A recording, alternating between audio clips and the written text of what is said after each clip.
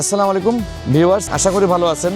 আমি একটু আনকমফোর্ট জোনে আছি, মানে দাঁড়াইতে পারতেছি না ঠিক মতো, কারণ উপরের জালি যা এই দেখেন জাস্ট এটা প্লেস করা হয়েছে, এখনো বাধা হয় নাই, স্টার্ট হয়ে গেছে। আমি জাস্ট আপনাদেরকে একটা জিনিস সেখানে ডিসকাস করি। আমাদের নবীগঞ্জ সাইট, এই যে লিফটের কলাম বসে গেছে, এখন আস্তে আস্তে রড অনেক ঘন। চতুর্দিক দেখাইছো, তুমি ক্যামেরা দেখাইছো?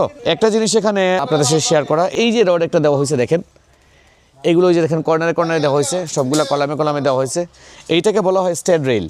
এইটা আসলে দেওয়া হয় পাঞ্চিং শেয়ার, অর্থাৎ উপরে যখন কলামের লোড পড়ে, এই কলামটা যখন পুরো বিল্ডিং যখন কমপ্লিট হবে, এখানে লোড পড়বে, এই লোডটা যখন ফাউন্ডেশন ট্রান্সফার করবে, তখন এই কলামটার মেইন প্রবণতা থাকবে, ইন্টেন্সিটি থাকবে এটা ছিঁড়ে যাওয়ার।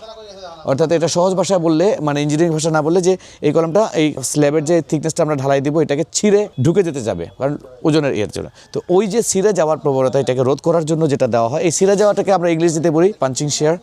তো এই পাঞ্চিং শেয়ার রেজিস্ট করার জন্য যে রিভারটা দেওয়া হয়, এটার মধ্যে মানে এইটা একটা, এটাকে স্ট্যাড রেইল বলে।